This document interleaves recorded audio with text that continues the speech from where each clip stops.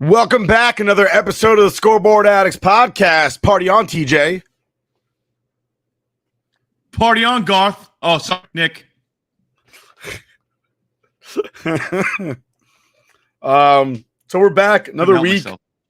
Special guest this week. We got Jason from the 7th Ave crew, the Blue Line, the Blue Crew, MC Madison Square Garden, multiple venues. He did the NFL Pro Bowl this year, which was a totally different format this year. A lot more people liked it this year by comparison to years past. So he'll be on at about 8 o'clock Eastern. And we have him on, but let's start real fast. We're going to go fast. We're going to go furious, and we're going to go live. And we're off. Yankees are off to a half-decent start to start the season, but it's not great for everyone, particularly IKF, that's Isaiah Kiner-Falefa. Josh Donaldson and Aaron Hicks are combined 2 for 33. That's a 0.61 batting average with 10 strikeouts and 1 RBI to start the season. We're 6 games deep into the season right now. What's your thoughts on that, T? It's almost like we talked about this in the offseason, where the problems were going to be for the Yankees. It's almost as if we sat here and said, does the Yankees organization really think they're fooling a fan base by saying IKF is an everyday starter? Not that we said he's a great utility player. Plug him in here, plug him in there. Not remove him from the roster, but is not an everyday starter. He's not good enough. We said Aaron Hicks has no place on the ball field. He shouldn't even be allowed near a baseball diamond. I will have to tarp during a rain delay, because he'd find a way to screw it up. And Josh Donaldson just doesn't fit in New York, dude. I know you don't particularly like him. We know your feelings on him. You're very vocal on Yankees Twitter. I don't dislike him personally. I dislike him at the plate. And it's the same thing with Aaron Hicks. Aaron Hicks is a horrible hitter. Aaron Hicks should not be starting any lineup. He's not a leadoff hitter. I don't understand what the fascination with him is, because it's not a walk or, getting on base with a little single or something like. He doesn't get on base unless he gets hit by the pitch or he is walked. And this guy, because he's the biggest easy out in the league. It's a joke, dude. The Yankees try to put it out there, put this team out there, and explain away how they're good enough to be out there and they're a great opening day roster. And it's horseshit. We called them on it when they didn't make moves to replace these guys in the offseason. We called them on it in spring training. I don't give a shit that Donaldson was hot in spring training. Doesn't mean dick. And here we are, 6 games in, just absolutely laying into them because they suck. Okay, Donaldson maybe the least out of that, because I think Donaldson his hitting comes in waves, but still not good enough to be out there. Aaron Hicks does not deserve to be out there. Aaron Hicks, just hang him up, start selling car insurance, do something, dude. And IKF, I'm fine with him as a utility player, coming in and plugging him in when you need him. Okay, first things first, nice jersey. Just going to throw that out there. Thank you, sir.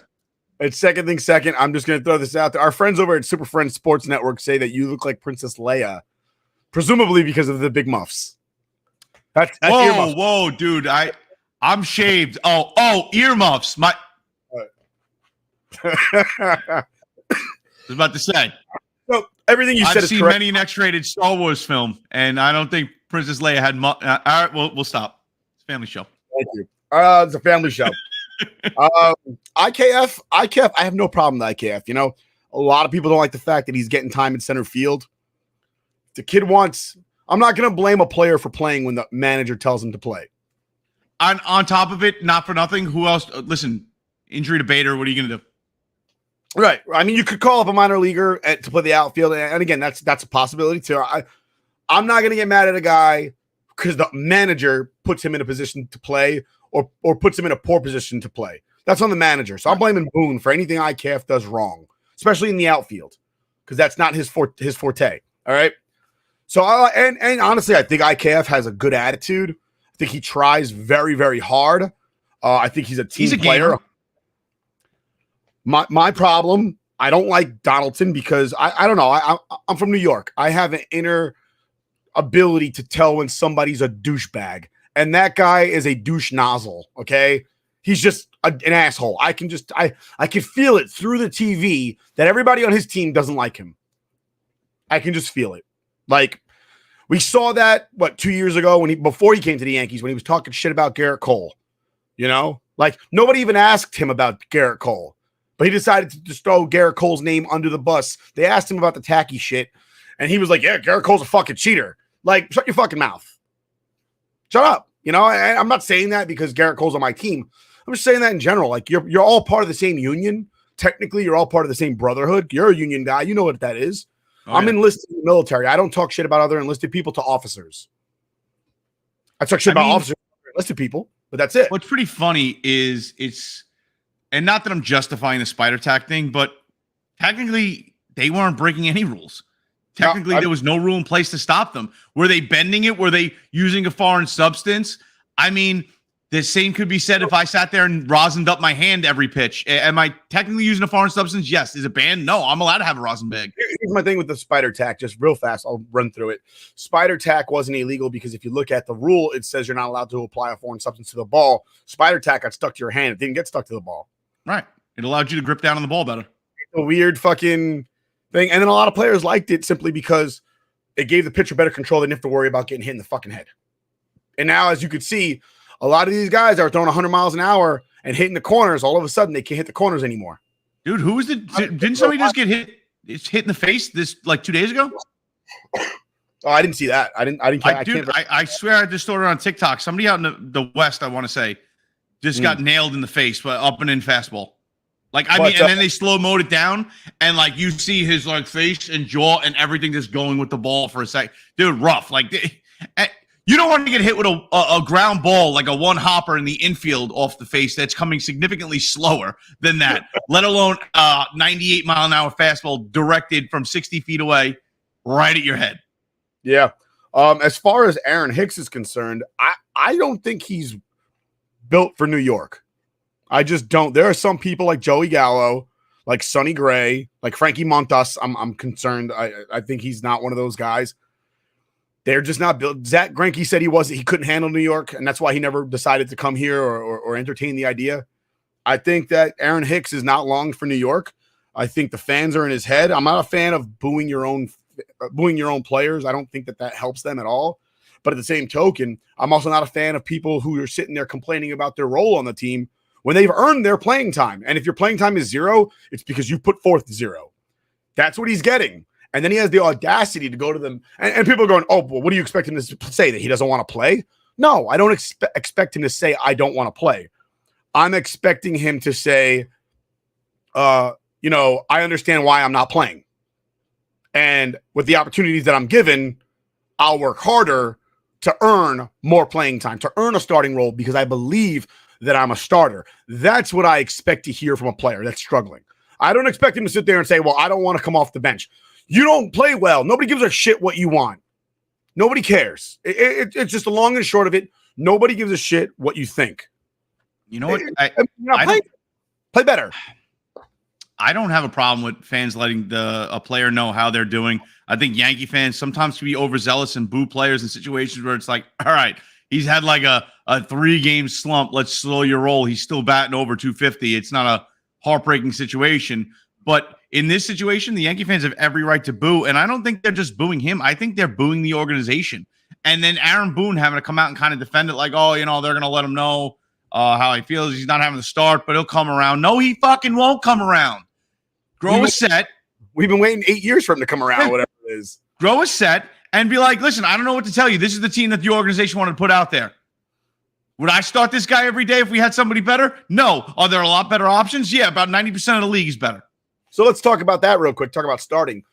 We're 6 games into the season. How much do you think people need to rest 6 games into the season? If you're a starter in Major League Baseball, knowing what the MLB schedule looks like early on in the season, there's a lot of off days. Is there any reason whatsoever Oswaldo Cabrera needs to get a day off at 24 years old? Dude, I mean, God bless you. This has been a downward spiral. Everybody's held to like 6, 7 innings. It's kind of hilarious because the first thing, Colt's first outing, they're already talking about how long he's going to go. The pitch count, all that stuff. And now it's people need rest. Week one, in the rotation, what, one guy has gone twice so far? Yeah, one guy. And who needs rest? Why would you rest anybody? How do you need rest at this? That's like literally on vacation for 3 weeks and coming back to work and on Wednesday being like, you know what? I need Thursday off. I can't do this. I agree. You know what? They're young. A lot of them are young guys. What kills me is that it seems like once upon a time your team rested starters because they needed a rest, and that's when the backup played. It's getting to the point where you're resting starters to keep the backups fresh. Well, it doesn't matter about the backups. If your starter is going to play 140 games, then you don't give a shit about the backup for 20 games, like 20 sporadic games throughout the season. It's a long season. What do you care if a guy plays 2 days a month? The Yankees don't do that, though. They want their backups to play every position 1 day a week. It's the most asinine thing in the world, and honestly, I think it hurts their younger players more than it helps. I don't understand why anybody would need a rest. So starting pitching, just to cap that off, starting pitchers never need a rest. I mean, relief guys, come on. You have to come in once, twice a week and throw 2 innings maybe. You don't need a rest. Anybody playing a position in the field a week into the season, you definitely don't need a rest. If you have an injury, great. You got to rest something up. Maybe a little pull. It happens early in the season. Maybe you overextend yourself. But other than that, cut the crap. Let's wait till maybe June or July before people start resting. Good call. And while we switch gears real quick, we'll throw out there a little commercial from our sponsor. Underdog Fantasy is here to save your post-fantasy football season blues. The easiest place to play and win with the Underdog Fantasy app. Get up to 20 times your money in a single night with our Pick'em contests.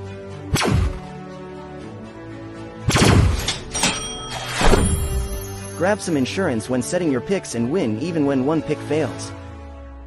Go online now and use the promo code SCOREBOARD to double your deposit up to $100. Sit gingerbread, good girl. And we're back. That's Underdog Fantasy. Make sure you go see them up for your fantasy needs. Moving into hockey, we're doing our hockey talk right now. Rangers versus Lightning last night. What time is it? 6 past Vasilevsky. And on the dot. Rangers slap around the Lightning last night. A little bit of chippy game. Tell me about that. A little chippy. You know what? It was beyond chippy, and I loved it. The Rangers definitely, towards the end of the game, second, third period, they broke out. They broke away with the game. It was a tight first half of the game. 100%. One of those ones that make you sit there and bite your nails. It's a nerve wrecker, especially for Ranger fans, because you're just waiting to get screwed on some BS call. And anybody that says the Rangers don't get the screw job like early and often, they're out of their minds. We had Pittsburgh fans telling us on TikTok that, we're the most overpenalized team in the league. The refs hate us. The league hates us. It's like, dude, pretty sure the league absolutely loves you. You're like the league's darling. You're the underdog, with pretty much your historic great player owning the team. Like you're the story that the NHL wants to push. You're not going to sit here and tell us that you do not get every call that goes your way. You know what I mean? You're the Aaron Rodgers and Tom Brady combined in the NHL. Mm-hmm. But I'm just waiting for the other shoe to drop last night. I'm waiting for a bad call. Dude, the Trouba injury, that scares the shit out of you because that's your captain. You need him out there. Luckily, he's day-to-day. I believe he traveled tonight to St. Louis, so he's with the team. I like that. I like that the fact that they came out. You'll hear day-to-day, but really they might be done for a week or two. They just don't want to say it. They don't want to let on to injuries, which I understand. But the fact that he traveled with the team definitely makes me happy. Look at that shot, dude. So which one makes you happier? You got Reeves with a big hit, right? That's a big KO right there. Harper last night on Perry. Which one do you like better? Last year I would have said Reeves. This year we don't have Reeves anymore. We got Harper, and it's just next guy up. And Harper definitely stepped up last night. I mean, Perry was all over everybody. That was Perry's second fight of the game. Who did he fight? Trocheck earlier late in the second, early in the third period. And he's not a fighter, dude. He just stepped in because it is what it is. Next guy up. He saw his opportunity. Game was getting chippy. Let's get the gloves off. I respect it. I didn't expect him to, throw haymakers or anything like that. But at the end of the game, I like the grittiness, dude. And it was definitely Harper that went after Perry. Perry came close to the crease, and he just gave him the extra shot because you know what? I'm sick of the Rangers always being the recipient of the extra shot after a play. Game ends. He gives Perry the extra shot. Perry wants to get in his face, and he found out. Right? Fuck around, find out. He found out, dude.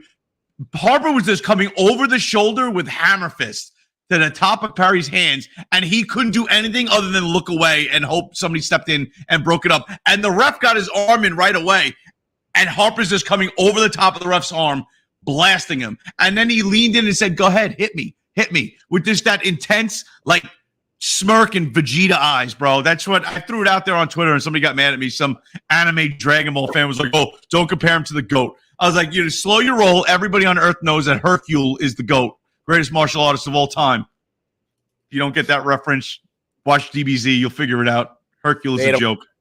They don't get it. They're not real fans. but dude, I love the game last night. Just for, this is what we're talking about. This is the kind of stuff we're talking about. All right. This is Lauren right there. Get nasty. So he gets fined $5,000 for that. What the hell? What the hell dude? They called it a slash. And with the puck being loose, this is the problem. You know me, I like goalie's got the puck at this point. No whistle. No whistle. What the whistle? That's on the ref. Honestly, that's on the ref. No whistle. Okay, puck may be loose. You go in, you get the goal. I'm not mad at Killorn, but I am. If one of the Rangers did that against somebody, especially like the Devils, I'd be like, yo, it's a loose puck. Kiss my ass. Deal with it. That's hockey. The ref should have blown the whistle. They didn't. You played a whistle. So it's the way he did it because, I mean, he got a $5,000 fine for slashing, but that's not slashing. That was like a spear, man. He went in there and jammed his stick in there. That was aggressive, a little over-aggressive. That's my issue. I like the Rangers' response, though. I like the nastiness. Lindgren apparently is feeling back to his old self. I would say he looks like 100%, and I love seeing that because that's the guy you need going into the playoffs. You need that nasty, man-on-fire rage out of Lindgren. So absolutely love to see that. I like his response. And the Rangers stepped their game up after that point on. You don't want to see anybody take a liberty on Shesty. I was sitting there saying, somebody two-hand Killorn, please take the suspension, take the fine. Adam Fox also got a $5,000 fine for slashing. I saw that. Corey Perry early in the game. So it was definitely a game, but it was everything you wanted out of the NHL going into the playoffs. I understand that NHL contracts are not as large as the other three major American sports, but the maximum penalty in hockey being $5,000 before suspensions. Before suspensions get handed out. Right. It's such an aggressive sport where you can literally take a stick and crack somebody over the neck with it, and all you get is a $5,000 suspension. $5,000 is a joke. No, I agree with you. Listen, 100%. But there's a certain level. So the two-handers, the intentional, because you got to watch the intent to injure. Well, to injure. Tom Wilson got hit with a $5,000 suspension, and he's slamming Panarin's head on the freaking ice. If that's not intent to injure, I don't know what is. I agree. They're like, oh, sorry, all we can do is do the maximum penalty, which is $5,000. Like, are you kidding me? I agree that was dirty, especially with the head to the ice situation. But hockey's a nasty sport. You're up there with the big boys. But I will say this: while I hated the Tom Wilson, the Tom Wilson thing was a big problem. But it brought us Ryan Reeves and gave us a definite edge to the team, and everybody on the team kind of let their balls drop, if you will, because they all got a little more aggressive with Ryan Reeves being around. And now he moves on, and we thank him so much for his service. I was a big fan of Ryan Reeves being here. Dude brought a lot to the team, and I think everybody since then has a little edge. They have that little nastiness built into them, and going into last night and showing that edge and sharpening it a little bit going into playoffs. I think, what do we have, 6 games left? That's everything I want going into playoff hockey. Do you think that they learned some of that fight, some of that edge, some of that grit from Reeves, and they're kind of like honing that? Because I do recall him sitting back with some guys and like, this is how you fight. I remember him sitting with Kravtsov specifically, like, no, you want to grab the guy by the – and you see him in practice, like, this is how we fight, which, by the way, I love. Absolutely. So 100%, like, directly like that with Ryan Reeves, absolutely, but also learning how to kind of flow it into the game and not making it egregious and get suspended over it, knowing that you're not the biggest team out there or the most, physically foreboding team, but being able to go out there and still show that you're not going to get stepped on and you're not going to have somebody take liberties on you. And that's one thing that the Rangers definitely did bring into the season without Ryan Reeves. They're not going to let somebody take liberties on them, and that's the last thing you want, especially being in a Northeast division. It's gritty. It's nasty. There's a reason why teams fizzle out in the playoffs coming from our side of things going into the Western Conference. When you get to the Stanley Cup Finals, it's because the Western Conference doesn't hit up until like the second round of the playoffs. It's just fast-paced shoot and back up, and then another fast break and shoot. They don't play that physical style of hockey. We play that physical style of hockey. We have to face off against the Bruins constantly, the Flyers constantly, the Devils constantly. You name it, we deal with it. Montreal Canadiens even. There's a level of nastiness in Northeast hockey that you do not have in West Coast hockey. So you got to play with that grit. That was Montreal Canadiens for anybody that like me who thought he said macho Canadians. It was Montreal. Dude, you know me. I get a little carried away. I get a little crazy. I start talking fast when it's hockey because I love it. The reason I bring up TJ's beautiful jersey is our friend who actually hates the Rangers, Anthony the Rook, got him that jersey as a Christmas gift. Obviously, Anthony is on sabbatical from the show, and I will remember you. How nice is the Rod Gilbert patch, though? I like that. Beautiful. We miss you, Ant. Even though you hate the Rangers, we miss you.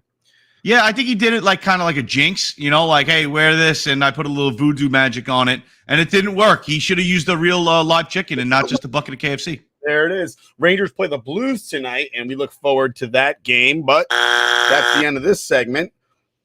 Real quick, let's go over the Masters started up this week.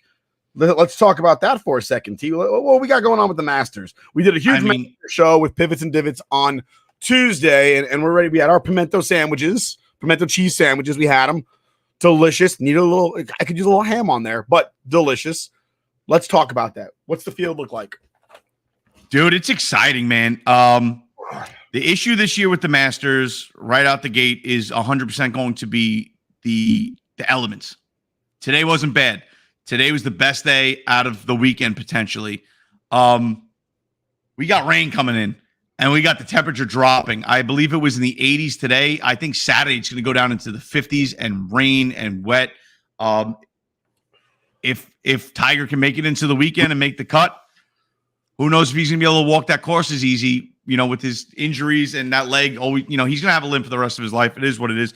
Considering the guy still has a leg, it's an amazing story.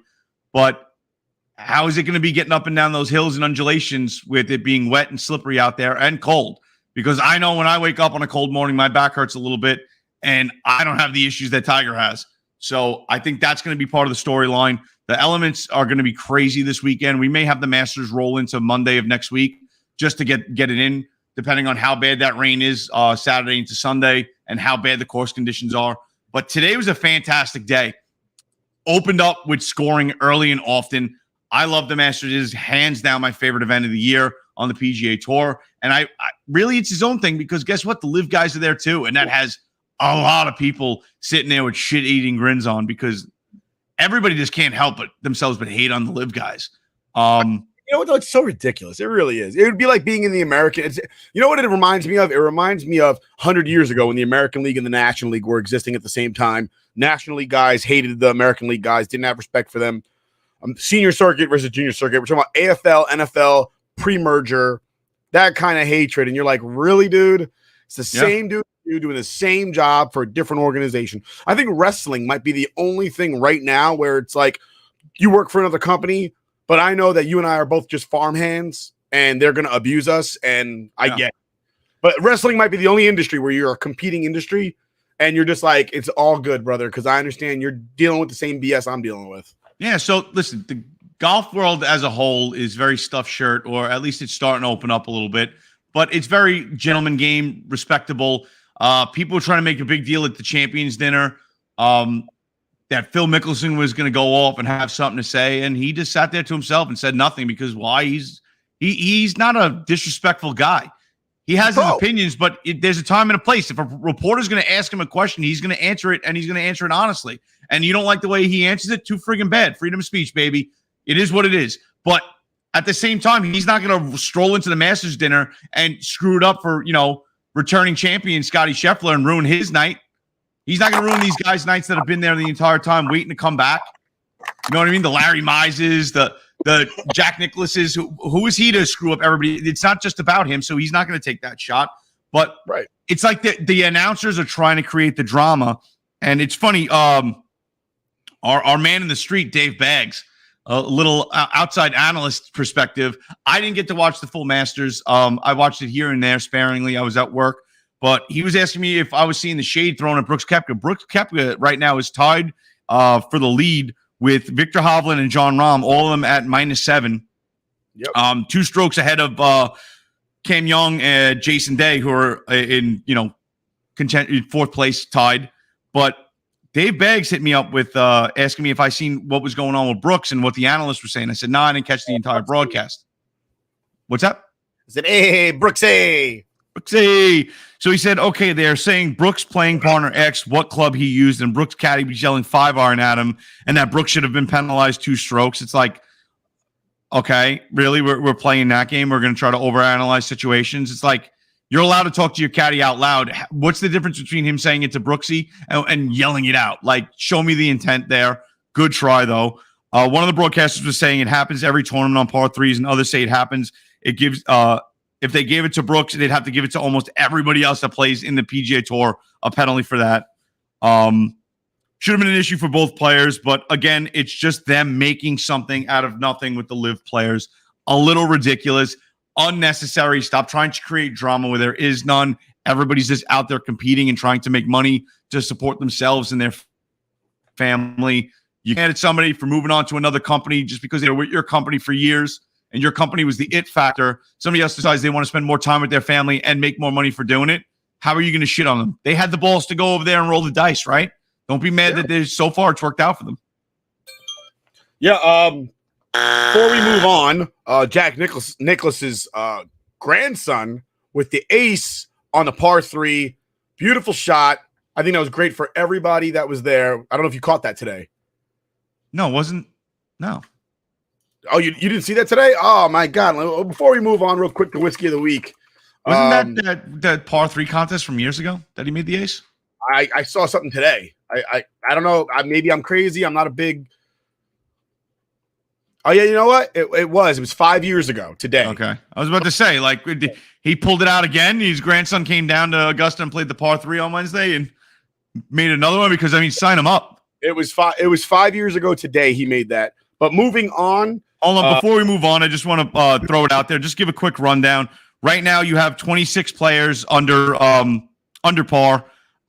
Just give you the top 13, if you will. Victor Hovland, Jon Rahm, Brooks Koepka, all tied at first, -7. Cam Young, -5. And Jason Day, -5. Tied in 4th spot. Shane Lowry and Xander Schauffele, both of them -4, along with Adam Scott, Gary Woodland. The amateur, I think his name is Sean Bennett. I'm not 100%, but he's leading the amateurs for the week so far. If you don't know, the amateurs get a trophy for being the lead amateur there at Augusta. They also have the opportunity to win. Of course, it's a rare occurrence if it's ever happened. But -4 when the leaders are at -7, pretty awesome. All the other amateurs are above par right now. Scotty Scheffler -4, returning champ. Sam Burns -4, and then you got Justin Rose, Colin Morikawa, Jordan Spieth, Tony Finau, all at -3. Our guy Rook is a Finau, so we know he's tuned in and locked in on his Finau pick.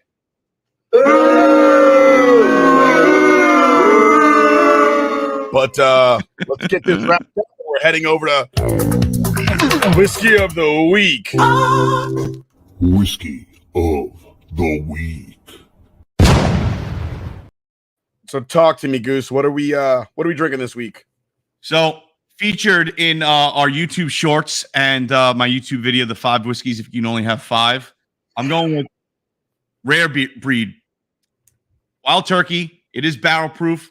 This bottle is 116.8 proof. Number 4 char on that. Selected by master distiller Jimmy Russell. This is a fantastic whiskey. It is a blend pretty much of, I believe they say 6, 8, and 12-year bourbons mixed in there, getting you to that smooth, just pure flavor. It's get a little nose on it. It has a little bit of a bite, a little bit of the proof on it, but very sweet nose, floral, a little bit of like smoke on it from the barrel, and almost like a honey sweetness to it. Like I want to say caramel, but it's a little lighter than caramel. I want to say honey.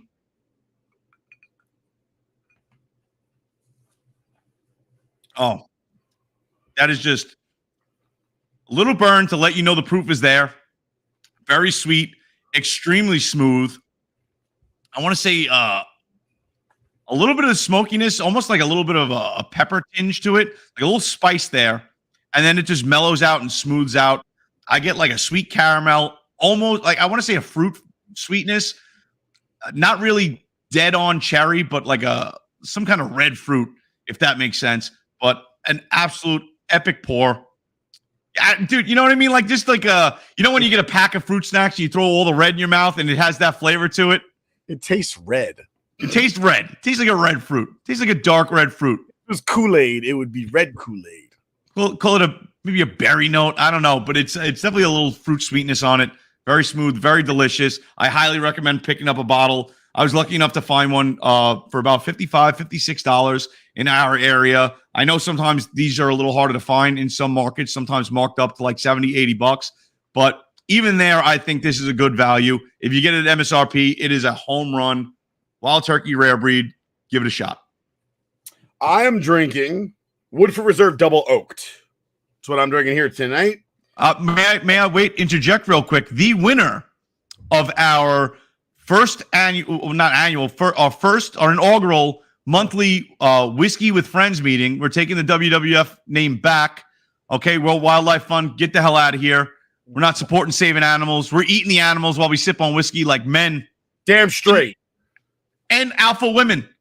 We're not a men's only club. You want to come in here and pound whiskeys, light up a cigar, punch somebody in the throat, we're with you. But Nick's bottle was the almost cheating, I want to say, because nobody else can find it under $50.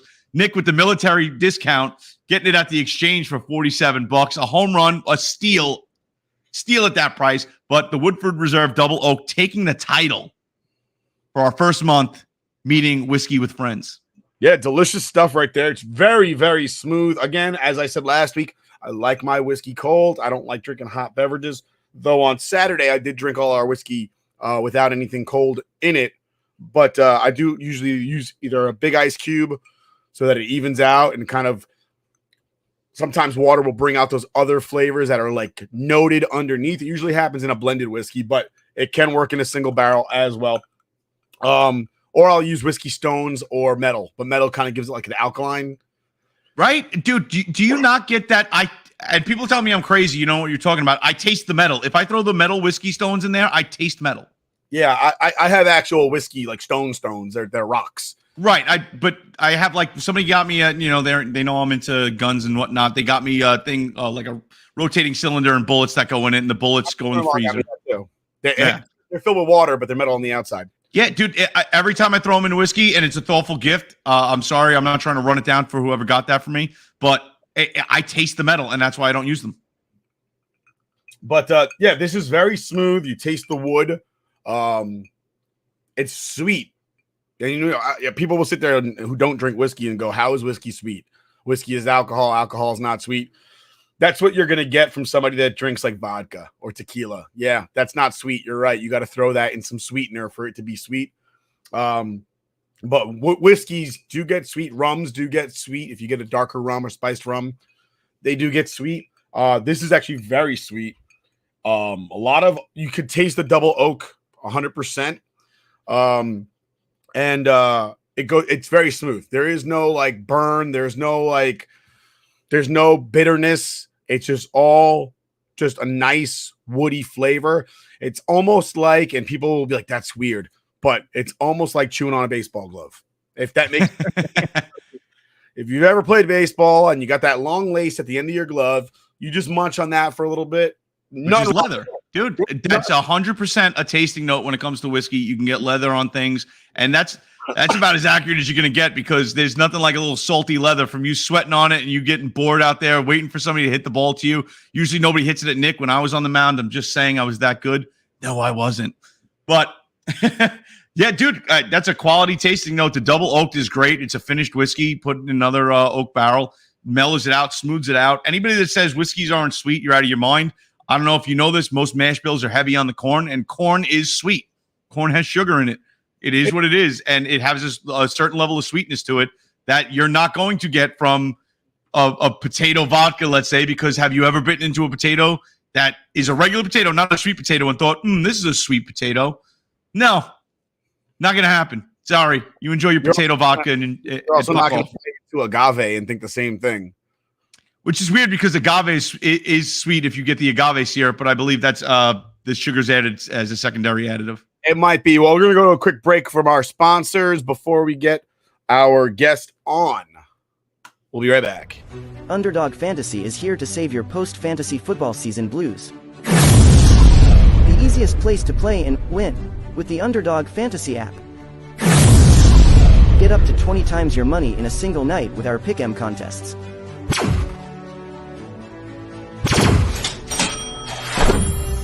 Grab some insurance when setting your picks and win even when one pick fails. Go online now and use the promo code SCOREBOARD to double your deposit up to $100. Sit gingerbread, good girl. And we're back again, thanks to our sponsors, Underdog Fantasy. See them for all of your fantasy sports needs.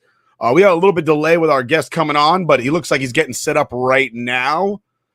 And as soon as I get a thumbs up from the producer, we'll have him on. You can see the producer? I can see that. I can see a lot of things, sir. I can see a lot. Seriously. You notice that I'm not wearing pants. Awkward. That's a little awkward. I'm just asking, making sure it's not obvious, because after that Rangers victory last night, I've just been free balling it in my Rangers jersey.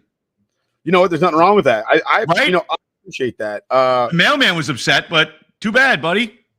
But we're going to welcome on from 7th Avenue Squad, from the Blue Crew, from Madison Square Garden. We got Mr. Jason Negron. And, hey! Yeah, buddy. You guys hear me well? Of course. We got you loud and clear, Jay. Thank you for joining us tonight. We appreciate it. Oh, thanks for having me.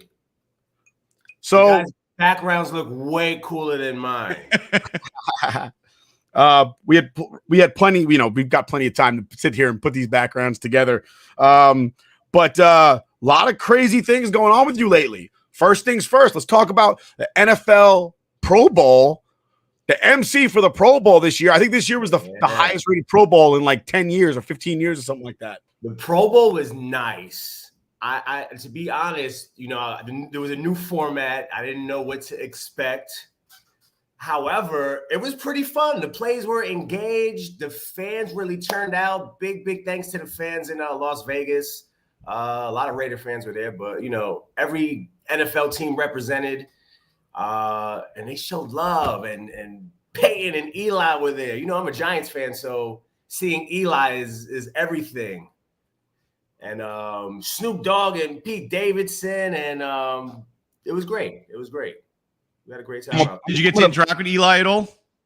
Yeah. I was talking to Eli because I've seen him a few times, but he's not like a friend. I'm not gonna sit here and I know Eli, but he's no Mateau. No, he's no Mateau. Shouts to Stefan Mateau. That's a friend.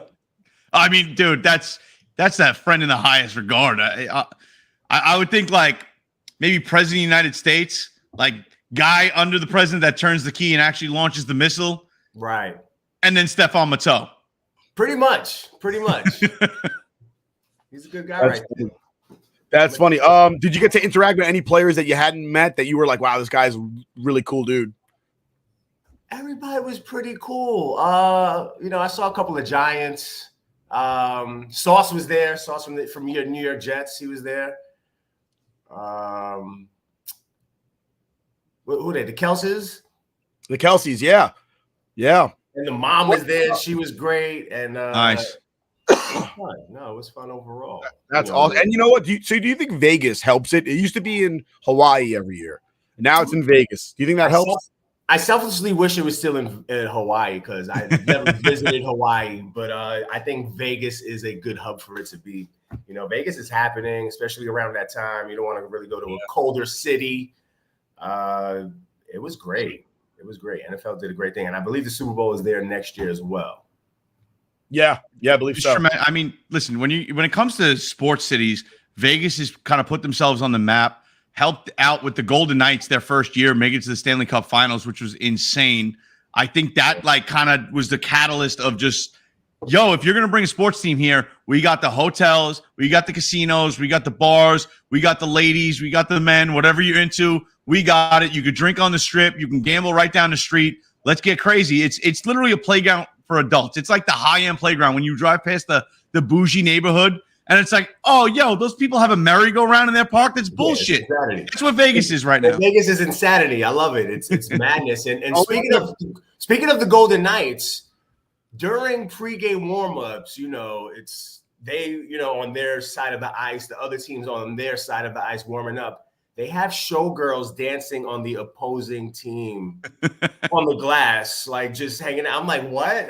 So we got a replacement situation. It's incredible. They got home ice advantage. One girl slapped the other girl in the ass, Jimmy. How are we supposed to focus? Listen, I don't know how they got away with that one. That's hilarious. So obviously you're the MC at the Garden too. Shout out to the Blue Crew. Shout out to 7th Ave squad. The Garden right now, I think there's nothing better in New York than when both teams at the Garden are doing it up. Some special stuff going down at the Garden. Talk to us about that. Nothing is better. So people fail to realize the Garden's on the 5th floor of the 10th floor building. The Garden's on 5. So when it's rocking, it literally shakes. And I think it's been 10 years since both teams were in the playoffs at the same time. Last Knicks playoff appearance was great. However, it was still around the COVID era. So it was fan capacity and, a few other restrictions. So it's going to be madness, game 3. I believe in both series. I believe they're away, both Rangers and Knicks, to start off the series. But game 3. Yeah, Devils got the home ice and Rangers. I know that. It's going to be pandemonium. Listen, is it really home ice, though, for the Devils? Because, I remember the year they opened up. I want to say it was maybe 2009 that the Rock opened up. No. Maybe later than that, whatever it was. The year they opened up, we had Scotty Gomez on the Rangers, and game 5, we knocked them out in their own building. I was there. I bought tickets for like $130, 4 rows from the ice, because guess what? To sit up in the Blues, what were the old Blues in the Garden, were like $400 for me, my then girlfriend, now wife. I was like, I don't got the cheese like that. Let me see what the Rock is. $130 a ticket, less than $300 to sit 4 rows from the ice. I'm in. I had Devils fans throwing shit at me all game. Scotty Gomez scores the 5th goal a game, and you see me run down the stairs and pile up in the corner with the guys up against the glass before the camera cuts away, and people are just hawking shit at me. It was epic. So I don't even think the Rock is good enough to hold a home game for the Devils, because we invade, dude. Listen, if we open in 07. Yeah, whether it's Newark or Long Island or even sometimes I even heard like Tampa Bay's heavy Ranger fans and Carolina. We travel well. The Rangers fans, they travel well. Even Knicks fans. You go to Orlando, you go to I'm watching right now in the background, and I'm watching. They're in St. Louis right now playing the Blues, and there's a whole section that's just Ranger fans. I'm looking at it right now. It's pretty wild. I went to a game in Nashville, all Ranger fans. One of the clowns in Nashville decided to put his hands on me, and he real quick, hit me and ran away, in the chest. What do you mean? I swear I'm walking through with I think I had a Nash jersey at the time, maybe. And somebody came by we're just crossing paths, slaps me on my chest and goes trash, and then just took off. And he didn't hurt me or anything. I'm just sitting there for a second, in disbelief that just happened. And I was just like, like just you see rage hit my eyes, and I turn around, and my brother-in-law's buddy Dwayne, my buddy too, Dwayne sees me and he grabs me and he goes, "Nick, you and I are the two darkest things here. Don't start a fight here in Nashville."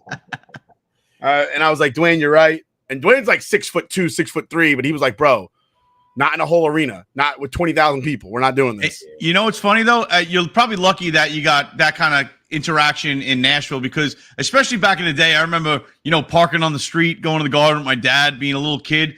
I mean, the area wasn't that great back in the day. So that exchange could have been like stab and then run away, like for no reason, just a stab or somebody getting hit with a brick, and that's it. Well, this is in Nashville. This is not New York. Well, what I'm saying is you're lucky it was in Nashville, because if it was in New York, especially back in the day, it'd be a lot worse. So Jake, talk to us right now. The Knicks are on fire. We haven't seen that in a while. What's it like? What's Spike doing these days? Anthony Donahue. What's the vibe from these guys? From the Knicks people? Shouts to Anthony Donahue, the greatest. I love Ant. I will love him forever. My best experience as a Ranger fan of my life was provided by Anthony Donahue. Right. I'll never forget it. I'm not going to get into too many details about it right now on the show, but Anthony Donahue, that's my people's forever. Yes. That's my guy. It's good people. So what's the vibe from them? From Spike, from Ant, from the other guys that go to Knicks? They're at Knicks games. They are Knicks basketball. Yeah, there are a lot of like hardcore season ticket members that are there every game with the energy. There's this guy, he wears the loafers in different colors with the Knicks logo on it. And people are dripped out, dipped with Knicks from head to toe. It's fun. It's fun. There's like 30 celebrities a game. The fans are loud. They're out their seats, and the young guys are doing it. It's a team that's gelling, that likes to play with each other, that's having fun, and a team with not a huge names, and shouts to Julius and shouts to Jalen Brunson, who got robbed of an all-star nod. There's no reason why he shouldn't have been an all-star. Right. But it's electrifying. I cannot wait. We got the home season finale this Sunday. Happy Easter, everybody. Oh, yeah. Happy Passover, too. I think it's Passover. It is Passover. Passover and Easter. We're hitting them all right in the same week. That's how we get it done in New York. We just knock them out. I'm pretty sure that's how it always is, but we know whatever. I'm just saying, I'm still going to give the nod to New York City, because that's the kind of guy I am. I'll take the credits when I can. I'm just saying, I'm pretty sure Passover and Easter always fall on because generally the same week. That's how the story goes. Like I'm pretty sure the reason it's like Good Friday because it was like the last night of Passover or something like that. I think. I don't know. I could be wrong.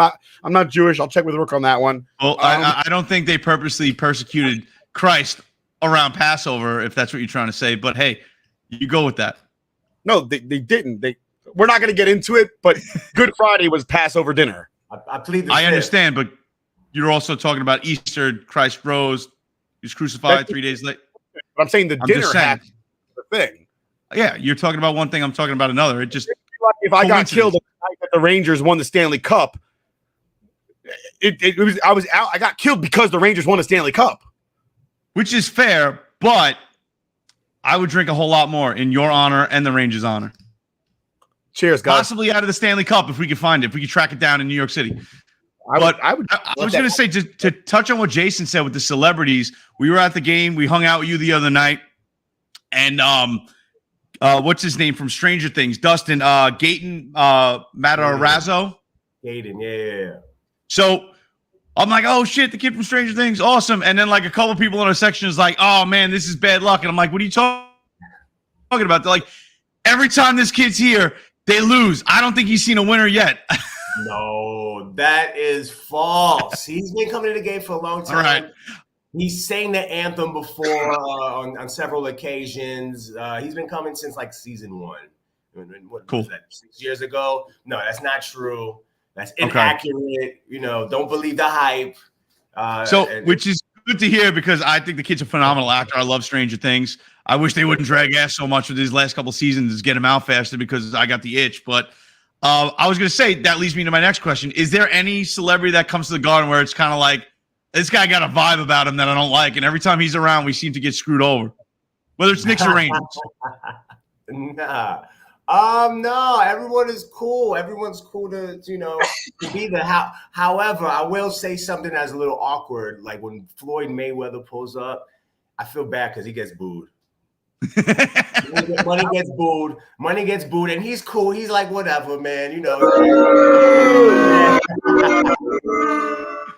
Because I used to go up to him and get him on the screen. I'm like, hey, I just call him Money. Hey, Money, man, it's your time, man. We're gonna get you. He's like, yeah, all right, cool. Then he gets booed. I feel bad.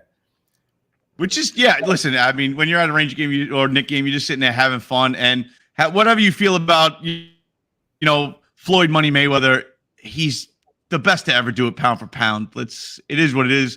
I mean, if you gave me the top 5 list, he'd be in there. I think my favorite's still Mike Tyson because that was the start of my boxing watching. And then after that, I don't think there's anything that will ever compare to the excitement of Iron Mike Tyson and just that rage and fury that man put on you when you stepped in the ring with him.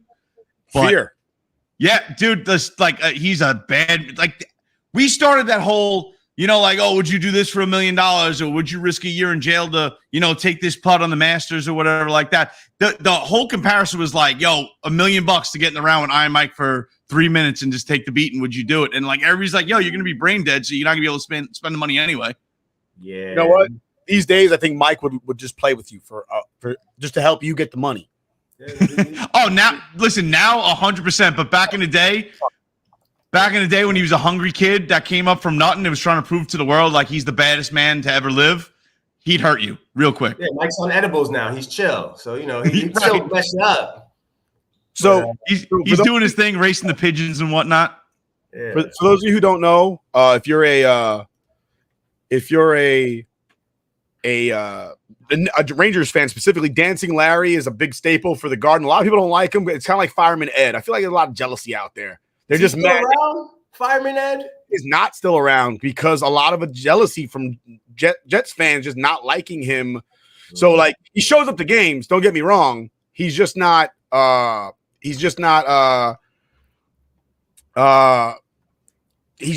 vocal. He's not like the front man for the thing. Dave Eggs checking in. T, my man Nick, how's it going? We're doing good, Dave. We gave you a shout out with the Brooks Koepka man in the streets type of deal. We appreciate it. My old man chiming in. Oh.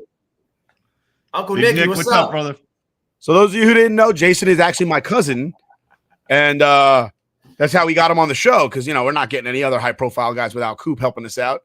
Hey, but Dancing Larry, I actually met him a couple games ago. Veterans Day, I met him. My dad and my uncle and I, we all met Dancing Larry. Real sweetheart of a guy. He's not jaded by any stretch. People come up to him and he just talks hockey with them. He's super supportive. How anybody dislikes the guy, I don't know. He's always seems like a real nice guy. I think it's just that they don't like him because he's a famous fan and they're not. That's basically what it comes down to. That someone else is getting the attention and you're not. Be happy for people. People have their niche. They do their thing. People get attention in other ways. Just, be happy for people. So I will say this. I wasn't the biggest Dancing Larry fan because I just thought it was this a shtick. It was kind of a little on the cringe side. It was like, is this necessary? Because I wasn't a Fireman Ed fan and I'm a Jeff fan. I think it's another cringy thing. It's like, dude, I'm not here to see you. You're sitting there waving at me in the crowd. Get out of my way. I'm watching the Jets. Stop. Nobody's here to see you. Yeah. Anybody can start the Jets chant. Please just stop standing up in front of me. But when Nick told me yo, dude, Dancing Larry's a humble, awesome dude, immediately I feel bad. And I automatically I changed my perspective on it. Cause you forget people are people. He's doing his thing. He's enjoying himself. Who am I to be oh, that's kind of cringy? Fuck it, let him enjoy himself. He's having a good time. He's at every Ranger game. More power to him. And I had to reevaluate and change my feelings. Dancing Larry does appearances. I saw him in a car commercial. I just saw that. Yeah. At people's weddings and mitzvahs and does the dance Shouts to dance. Mitzvahs, both bar and bot. He's in a commercial for the Rangers where he jumps out of the couch and starts dancing. Oh, dude, I actually laughed at that. I was like, all right, that was pretty good.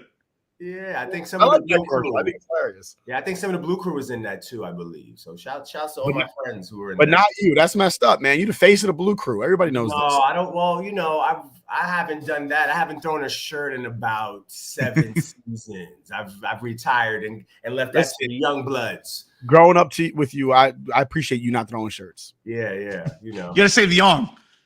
Gotta save it. So I talk gotta about ask you with the celebrities coming to the Garden, and I remember being a kid and going with my father to Ranger games. Susan Sarandon was like the darling of the team. She was always there. Diehard Ranger fan. I remember we ran into Susan Sarandon when I was a kid, and my father talked Rangers with her. And like, you want to talk about somebody stepping out of their way and not being like, "Oh, I'm a celebrity, get away from me." Totally like, "Oh my God, you want to talk Rangers? I'm in. Let's get in there." It seems to me, maybe just because I'm a fan, that Margot Robbie is kind of sliding into that Rangers darling spot where she's always at the Garden and just kind of, if you're going to have the face of a team, that's a pretty damn good face to like lay it all on. I'm just saying. Margot's great. She's always fun having her there. She's always nice to everybody and vibrant, and fans love her. She seems down to earth, honestly. She always seems like every time they throw up on the screen, she's like turning and looking at fans and like high-fiving and smiling and have like the greatest time ever. Yeah. She's not doing that whole like, "Oh, stop." But yeah, put it on me right here, like your camera. Come on. I put my makeup on for this. She seems like totally just like I rolled out of bed this way. Like, I'm here for the Rangers. This is my jersey. Somebody get me a beer. Let's do this. Yeah. I gotta say, I love the players for the other teams in New York that end up at Rangers games. I know a lot of Yankees end up there. Yeah, a lot of Yanks. Shouts to I think his name is Noberto. And he looks like Anthony Donahue, and he comes to the games a lot. No, it's great. Cortez. It's great, man. I take credit for Aaron Judge's breakout season last year. I saw him round one, game one. At the Rangers, and he was in a slump. I was like, "Hey, big dog, don't worry about what they say, man. Just do your thing." He's been hot ever since. It's all me. It was my thing. I'm gonna take all responsibility. Listen, I think you should. You know how when you go and you get phenomenal service and you get a tip, I think you should put a jar out there, just praise me because this is on me. I deserve at least 10%. Aaron Judge did get that contract. Maybe he throws a little your way. I'm just saying. Nice contract. Shouts to him. No, but it's like every time, we get Johnny Franco all the time. And when Henrik Lundqvist comes back, it's amazing. We get him, Coach Dabble. Love that dude. He comes by, but he's with the fans. He's not like he's a diehard dude. He's a diehard. The second that before he really stepped into the role in the offseason, just showing up to the Rangers playoffs and being like, "Oh, this is how we do it here in New York. I'm in. I'm all in." That was impressive. That like made me love him right out the gate. If you can just kind of vibe with the fans right away, you just fall into it and take off running. I love it. Absolutely love it. So before we get going, you're a Mets fan. Tell me what you think about this new patch the Mets are wearing on their uniform. Oh man, that reminds me of the early 2000s jerseys were you get it for like $40 and they were made in a different country. And you got it at the game. Yeah, shouts to New York Presbyterian, but no, as a patch, it looks horrible. But shouts to them, but. It looks like it's uncomfortable. Like that may affect somebody's throwing. Do you think Steve Cohen needs the money? I don't know his pockets like that, but I think he's pretty well off. Shouts to I'll call him Uncle Steve, man. I've never met him, but I'd love to meet that guy, man. Hopefully we get down to a Yankees Mets game this year. We'll get down there, bring the family. We'll link up at the game or whatever it is. Yeah. But we're about wrapped up here. We're on a time constraint this week. Chris wants to know before we go. So big. Shout out to Chris McCormick. Thanks for the kind words. It's to be used as a shield, to knock it down. And now Chris McCormick tuning in. We will be attending Chris McCormick's wedding, getting married to a beautiful bride that is way too good for him. I mean, let's call it what it is. But our guy did it. What's he got money? Now he does. Apparently, listen, he definitely hit the jackpot right now. Congrats. So, gonna get to remind him every day of his life that, he lucked out and he's kind of the the pile of shit stuck on your shoe that he's just dragging along with her for the rest of her life. But good on her, charitable woman apparently. Shout out to Chris getting married. I'm excited for this weekend. This is not a question that she will ask on his wedding night. Why is it so big? It's not going to be a question. But that's all we have here from the Scoreboard Addicts podcast. I want to thank Jason. Hopefully, he'll stick around after the show for a little bit to talk with us offline. But thank you, Jason, for showing up. Before we go, Jason, I truly hope you got your work pants on, and I hope you guys are working through June with the Knicks and Rangers.